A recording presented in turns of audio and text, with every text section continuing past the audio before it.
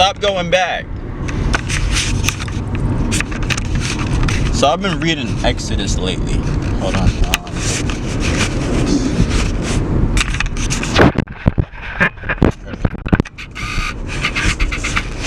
Stop going back. Alright, so I've been reading Exodus lately.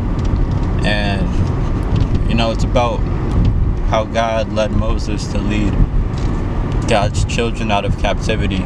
And they're going to be led to the promised land. What things has God led you out of that you keep trying to turn back to?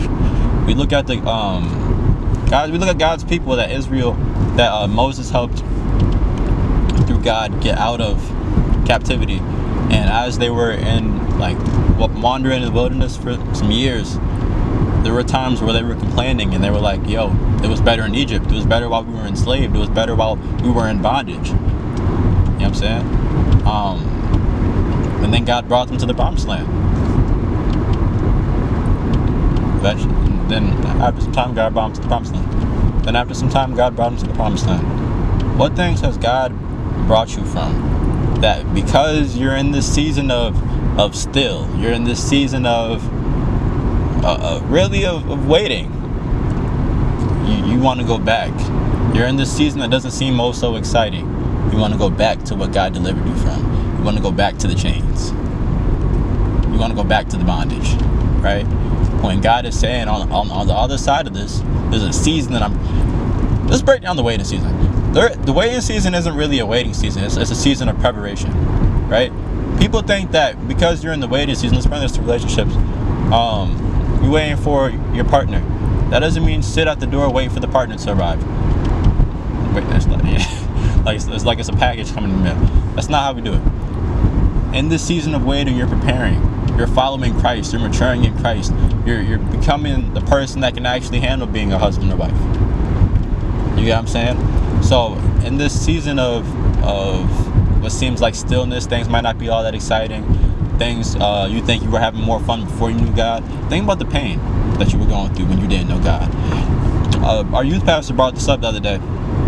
Yesterday, actually. When people get out of bad relationships, they find themselves still missing that relationship. So even though there's 400 bad times, they're still focused on the 4 good ones. You know what I'm saying?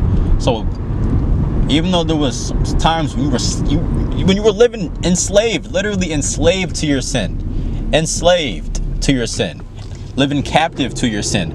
You were slave to the drinking. You were slave to the fornication, the sex. You were slave to the cheating, the robbing, the drinking, the smoking. You were slave to the gossip, the bad language, the anger problems. You know what I'm saying? You were bound to these things.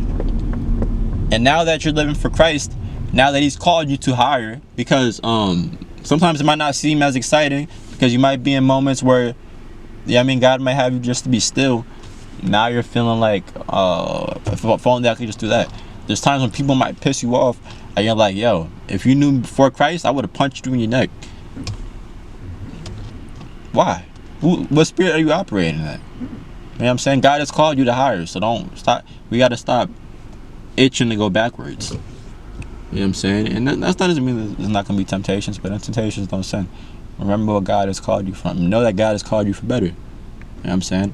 So in your season of whatever, it might be stillness, might be preparation, anything like that.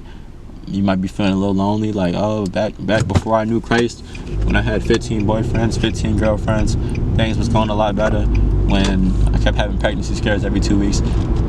First of all, you bugged out. Keep it a bit. Alright, anyways, let me get back to the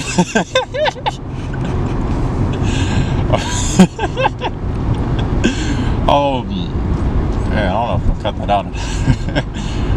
Anyways, keep your eyes focused on Christ.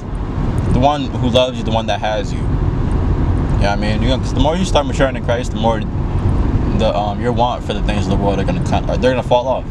The things of Christ you're gonna grow in love with Him and what He has for you, not the things of the world. God bless everybody.